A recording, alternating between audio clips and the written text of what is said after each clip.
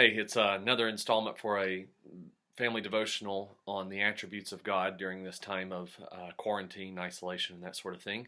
Um, and last night we were talking about the unity of God's attributes, and I thought it would be helpful tonight for us to focus in on the cross and how it actually magnifies that in a very important way, which many of us often we don't consider. And so, to help us start thinking about this, I want us to consider the problem that it creates that God forgives us of sin. It's not something we naturally think about, that that's a problem, but from a justice or righteousness standpoint, it's a big problem, and I'll give you an example why. I like to use the story of David and Bathsheba as an example of this. If you're unfamiliar with the story of David and Bathsheba, it can be found in the book of 2 Samuel.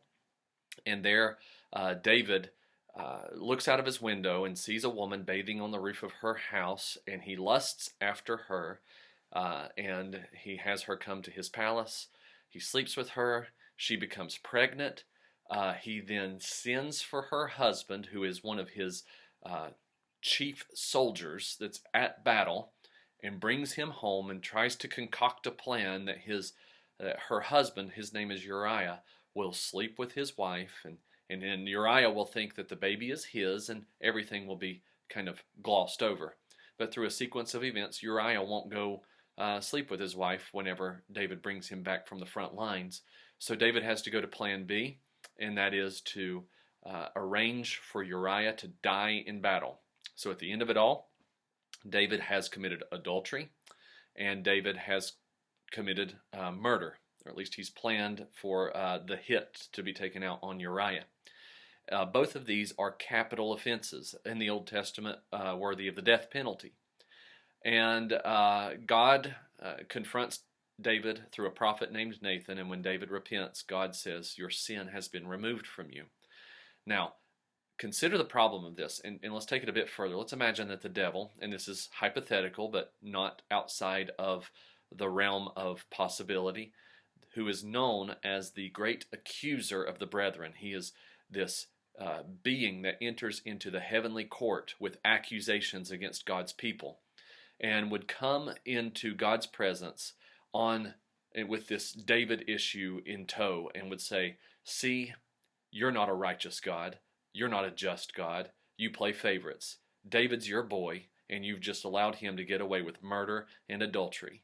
And at that moment, the justice, the righteousness of God is forfeit. It's questioned. Well, Romans chapter 3 addresses just such an issue, because Romans 3, or Paul writing this, he raises this question and answers it. And he says in verse 21, "But now the righteousness, the justice, the goodness, the equity," those are all words that would apply here, "of God has been manifested apart from the law, although the law and the prophets bear witness to it." So it's been manifested in the real world. It's not just written down in the law. It's manifested in historic events, namely the cross. Skipping on down, verse 23, "For all have sinned and fall short of the glory of God, and are justified," that is, made right with God, "by His grace as a gift, through the redemption that is in Christ Jesus." And then here is Paul's explanation or defense of God's ability to both forgive, like he did to David, but also remain righteous and just at the same time. Verse 25, "This Jesus, whom God put forward as a propitiation," I'll explain what that word means in a moment, "by His blood, to be received by faith. This was to show God's righteousness, His justice, His equity, because in His divine forbearance, His patience, He had passed over former sins. It was to show His righteousness at the present time, so that He might be just and the justifier of the one who has faith in Jesus."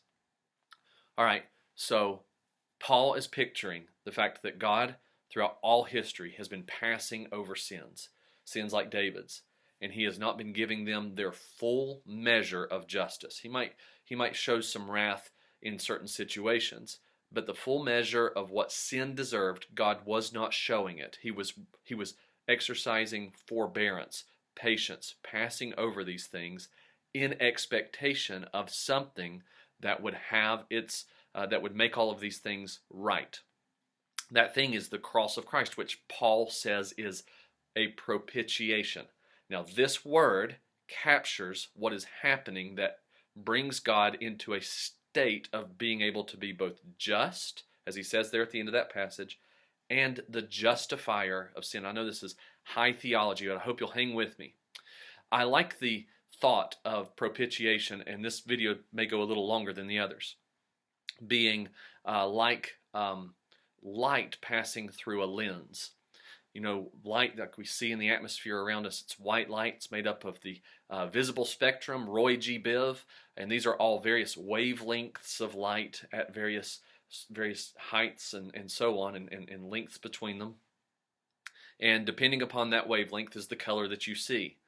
I like to think of God's attributes, his unity, as being like this white light coming straight at us.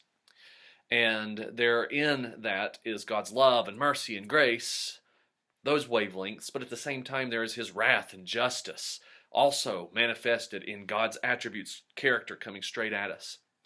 And at the cross, what happens, like if you take light and pass it through a lens, like a red lens, what happens is that lens catches all of the wavelengths except for one wavelength. If it's a red lens, the blue, the purple, the green wavelengths are captured by that lens. They're absorbed into it, and the only thing that allows through the other side is red. That's how lenses work. Well, Jesus works in the same way.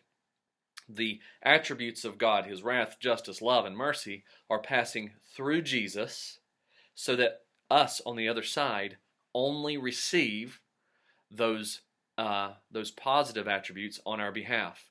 So God's wrath, justice, love, and mercy, and all various others are coming straight at us. Jesus steps between, and at the cross, God's wrath and justice are absorbed into Jesus, so that the only thing that passes through to you is love, mercy, grace, forgiveness, etc., etc. I mean, what an amazing thing this is. I mean, if this is true, this changes everything, right? And so how does this then change our lives? If we believe this, if we bring this into our lives, how does it change your life? How does this affect you to realize that this is the type of grace that God has shown you?